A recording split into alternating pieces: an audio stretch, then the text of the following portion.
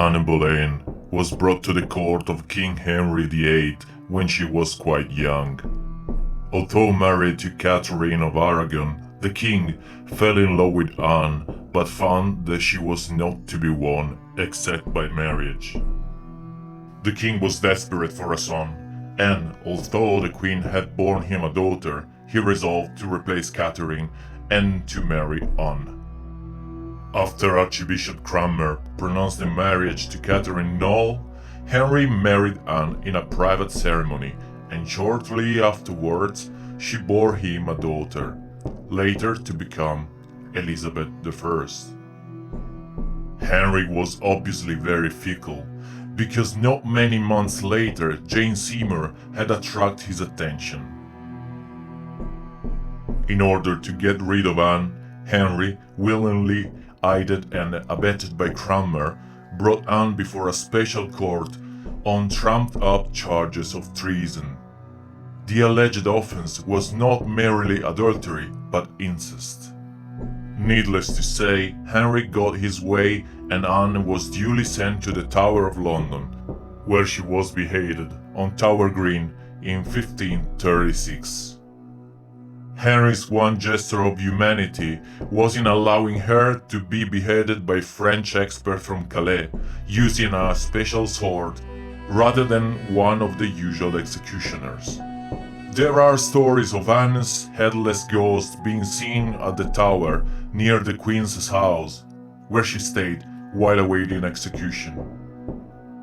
The ghost being identified by its fine clothes, and also at Hampton Court, where she would have stayed many times with the rest of the court.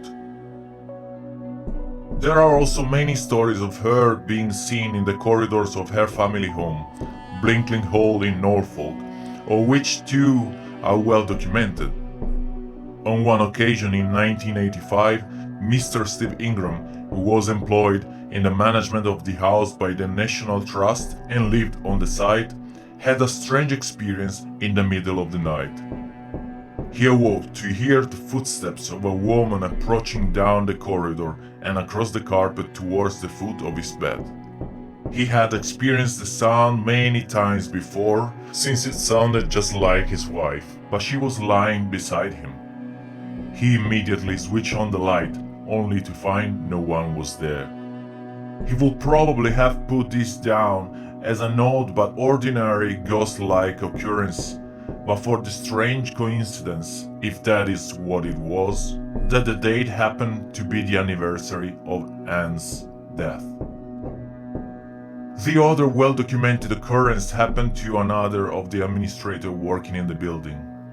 Sydney Hancock was looking out the kitchen window when she saw a young woman wearing the clothes of a bygone age. She wore a long grey dress with a white cap and a collar, similar in style to those popular in Tudor times. She was strolling in the grounds down by the lake.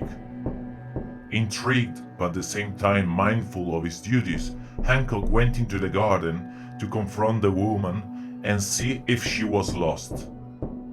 He asked if he could help, to which the woman replied with words that sounded like, "That for which is sick has long since gone."